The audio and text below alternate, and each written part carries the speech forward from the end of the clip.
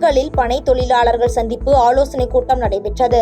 இக்கூட்டத்தில் பனை வாரிய தலைவர் எர்ணாவூர் நாராயணன் கலந்து கொண்ட நிலையில் தொடர்ந்து செய்தியாளர்களை சந்தித்து பேட்டியளித்தார். அப்பொழுது பேசிய அவர், பனை தொழிலாளர்கள் மீது விசச்சாராய வழக்கு பதிவு செய்வதை தடுக்க வேண்டும் என வலியுறுத்தி பேசினார்.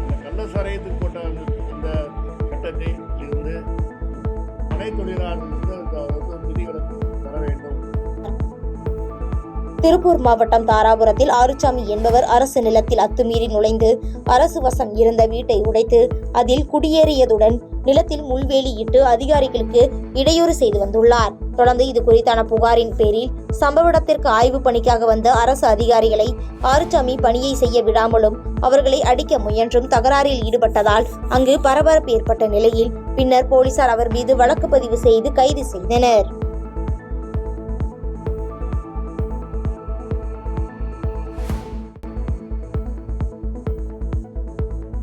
திண்டுக்கல் மாவட்டம் பழனியில் 50 லட்சம் ரூபாய் மதிப்பில் சிசிடிவி கேமராக்கள் பொருத்தப்பட்டு அவற்றை நிர்வகிக்க அமைக்கப்பட்டுள்ள கண்காணிப்பு அறை திறப்பு விழா நடைபெற்றதில் உணவுத்துறை அமைச்சர் சக்கரபாணி இதில் கலந்து கொண்டு துவக்கி வைத்தார். இந்நிகழ்ச்சியில் நாடாளுமன்ற உறுப்பினர் சச்சிதானந்தம் மற்றும் பழனி சட்டமன்ற உறுப்பினர் IP செந்தில்குமார் உள்ளிட்ட பலர் கலந்து கொண்டனர். கோவையில் மேற்கு தொடர்ச்சி மலைப்பகுதிகளில் கடும் வறட்சி நிலவுவதால் ஆழியார் கவியருவி நீர் இன்றி வறண்டு காணப்படுகிறது. இதனால் வனத்துறையினர் காலவரையின்றி கவியருவி செல்ல தடை விதித்துள்ள நிலையில் இது தெரியாமல் அருவியில் குளிக்க வரும் வெளியூர் சுற்றுலா பயணிகள் ஏமாற்றத்துடன் திரும்பிச் செல்கின்றனர்.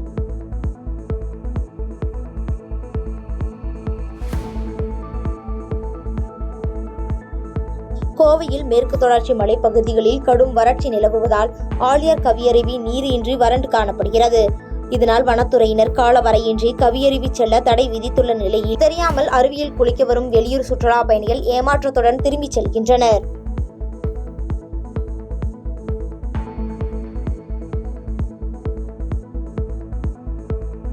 சேலத்தில் தமிழ்நாடு கேரம் சங்கம் மற்றும் சேலம் மாவட்ட கேரம் சங்கம் ஆகியவை இணைந்து நடத்தும் 12-14 வயதுக்குட்பட்டவர்களுக்கான 64வது மாநில அளவிலான கேடட் மற்றும் சப் ஜூனியர் போட்டிகள் தொடங்கியது. அகில இந்திய கேரம் சம்மேளனத்தின் துணைத் தலைவர் நாசன் கான் என்கின்ற அம்மான் தலைமையில் நடைபெற்ற இந்த போட்டியினை சேலம் மாவட்ட துணை ஆட்சியர் தொடக்கி வைத்த நிலையில் இந்த போட்டியில் 450க்கும் மேற்பட்ட சிறுவர் சிறுமியர் ஆர்வத்துடன் பங்கேற்று விளையாடினர்.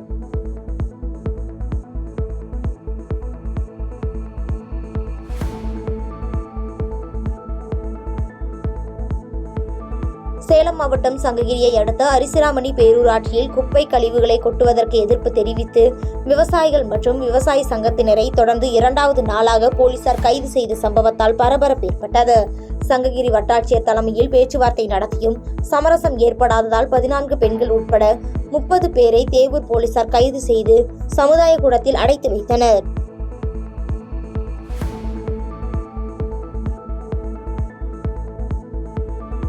கேரள மாநிலம் மூணாரில் KSRTC ராயல் ப்ளூ டபுள் டக்கர் சுற்றுலா பேருந்து சேவையை கேரள போக்குவரத்து துறை அமைச்சர் KP கணேஷ்குமார் கொடியசைத்து துவக்கி வைத்தார். இந்நிகழ்வில் அரசு அலுவலர்கள், மூணார் கிராம பஞ்சாயத்து அலுவலர்கள் மற்றும் பொதுமக்கள் கலந்து கொண்டு சிறப்பித்தனர்.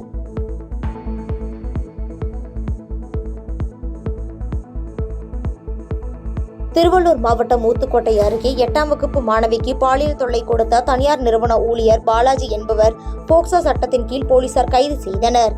வீட்டில் தனியாக இருந்த சிறுமிக்கு பாலியல் தொல்லை அளித்த நிலையில் சிறுமியின் பெற்றோர்கள் அளித்த புகாரின் பேரில் போலீசார் கைது செய்து சிறையில் அடைத்து நடவடிக்கை எடுத்துள்ளனர்.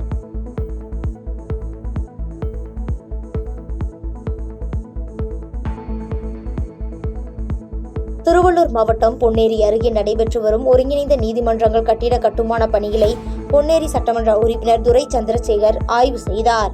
தொடர்ந்து செய்தியாளர்களிடம் சுமார் 6.35 ஏக்கர் பரப்பளவில் 49.28 கோடி ரூபாய் மதிப்பீட்டில் ஒருங்கிணைந்த நீதிமன்றங்கள் கட்டுவதற்கான கட்டுமான பணிகள் நடைபெற்று வருவதாக தெரிவித்தார்.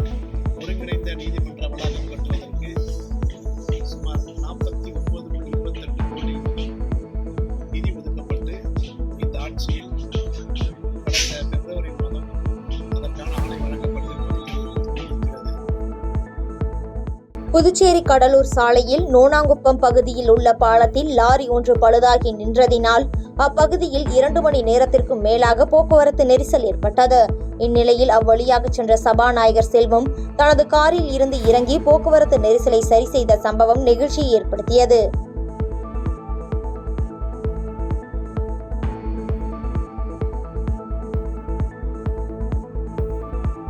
புதுக்கோட்டை மாவட்டம் புதிய பேருந்து நிலையம் முன்பு டெல்லியில் நடந்து முடிந்த சட்டமன்ற தேர்தலில் அதிக இடங்களை பாஜக வெற்றி பெற்றதை கொண்டாடும் வகையில் மேற்கு மாவட்ட தலைவர் ராமச்சந்திரன் தலைமையில் கட்சி நிர்வாகிகள் வெடி வெடித்து பொதுமக்களுக்கு இனிப்புகள் வழங்கி கொண்டாட்டத்தில் ஈடுபட்டனர். இதில் 50க்கும் மேற்பட்ட கட்சி நிர்வாகிகள், பொறுப்பாளர்கள், மகளிர் அணியினர் உள்ளிட்ட ஏராளமானோர் கலந்து கொண்டனர்.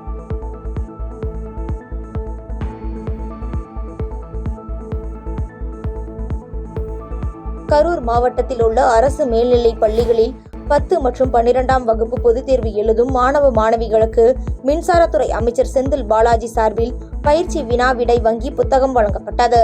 இந்நிகழ்வில் கிருஷ்ணராயபுரம் கிழக்கு ஒன்றிய பொறுப்பாளர் கதிரவன், தெற்கு ஒன்றிய பொறுப்பாளர் கரிகாலன், பள்ளி தலைமை ஆசிரியர்கள், இருபால் ஆசிரியர்கள், திமுக நிர்வாகிகள் என பலர் கலந்து கொண்டனர்.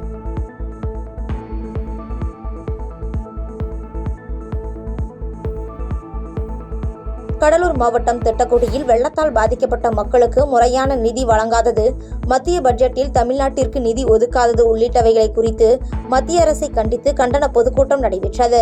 இக்கூட்டத்தில் தொழிலாளர் நலன் மற்றும் திறன் மேம்பாட்டுத்துறை அமைச்சர் சி.வே. கணேசன் கலந்து கொண்டு கண்டன உரையாற்றினார்.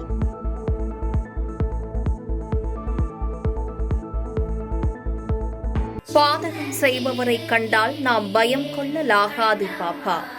மோதி மிதித்து விடு பாப்பா, அவர் முகத்தில் உமிழ்ந்து விடு பாப்பா.